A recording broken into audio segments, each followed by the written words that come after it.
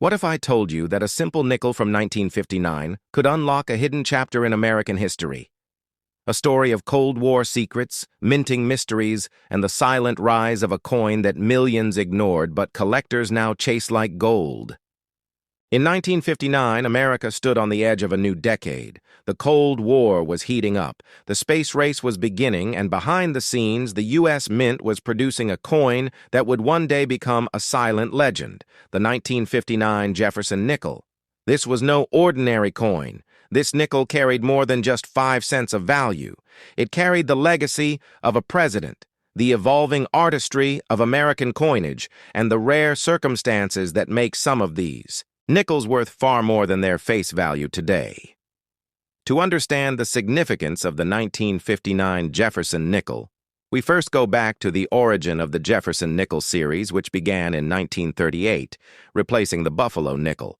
The new design featured President Thomas Jefferson on the obverse and his Virginia home, Monticello, on the reverse.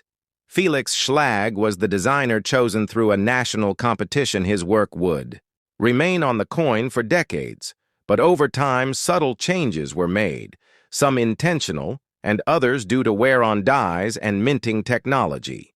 By 1959, the Jefferson nickel had been in circulation for over 2 decades, yet something about this year stood out. Production took place at 2 mints, the Philadelphia Mint and the Denver Mint. The Philadelphia version carried no mint mark, while the Denver Mint coins bore a small D on the reverse to the right of Monticello. Over 136 million nickels were struck in Philadelphia and about 168 million in Denver. At first glance, these numbers seem too high for rarity to enter the conversation, but numismatics is not only about how many were made, but how many survived, how they were made, and what errors occurred along the way. Among the most sought-after versions of the 1959 nickel are those with striking errors and varieties collectors have found examples with full steps on Monticello, a detail in the design that often wore away. Quickly full steps are highly prized because they indicate a strong strike from a fresh die, making the coin rarer and more valuable in high grades. Another point of fascination is the so-called proof-like strikes. Although no proof coins were struck in 1959, collectors have discovered coins with mirror-like surfaces and sharp details.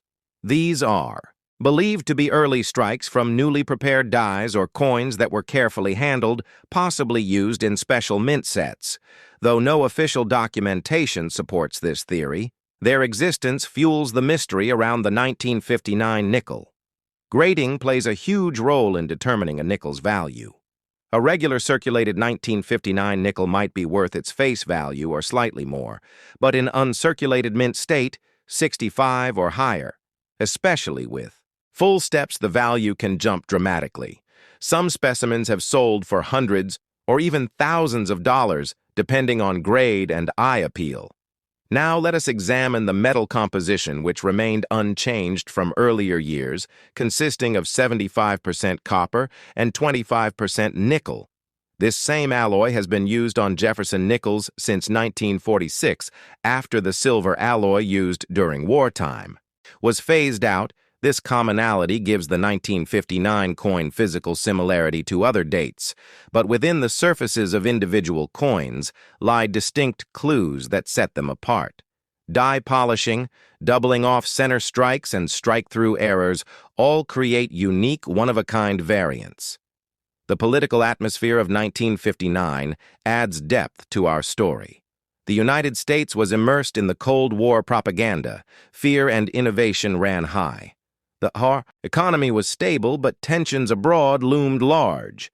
The nickel quietly circulated through a nation on the brink of the 60s, used in payphones, jukeboxes, vending machines, and millions of hands unaware that some of these coins would become collectible treasures decades later.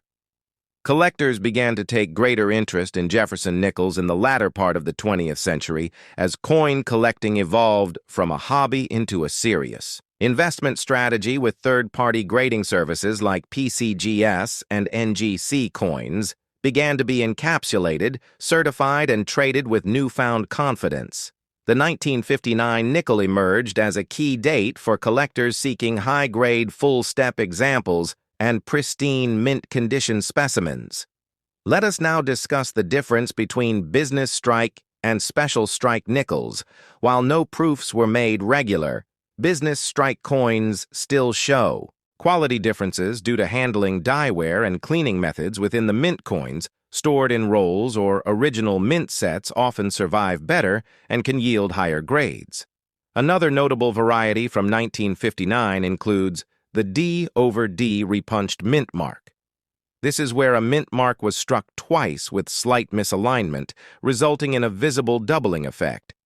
These D over D errors can significantly increase a coin's value, especially when paired with full steps or high-grade preservation. The Jefferson Nickel series is unique in that it remained largely unchanged for decades, giving collectors a long timeline of subtle design shifts and minting quirks. To study the 1959 coin exists at a midpoint between early post-war nickels and the modern era. Its place in the series is both stable and significant. Let us also not forget about the role of hoarders and roll hunters who preserved thousands of these nickels, often without realizing their future importance. It is thanks to these enthusiasts that some of the best condition examples have survived in mint state condition. Roll hunting continues to this day, with collectors combing through bank rolls, hoping to find uncirculated coins or rare errors from 1959 and other key years. Educational institutions have also used the 1959 nickel as a teaching tool, helping students understand minting processes, design evolution, and economic history. The coin has appeared in countless beginner coin collections, usually overlooked for its abundance, but upon deeper inspection, it reveals a universe of variation and depth. Today, the 1959 Jefferson nickel remains a staple of American numismatics. While not the rarest, it is one of the most fascinating. It bridges history, design, economics, and mystery in one small 5-cent piece. Whether found in a dusty jar or graded, slabbed, and shining under collector lights, the 1959 nickel proves that even the most ordinary coin can hold extraordinary value for those willing to look beyond the surface. And so this is the story of the 1959 Jefferson nickel, a story without fanfare, without headlines but with richness, depth, and numismatic intrigue, a coin that lives not just in pockets and drawers, but in the minds and collections of those who recognize its quiet legacy and enduring place in the world of rare American coins.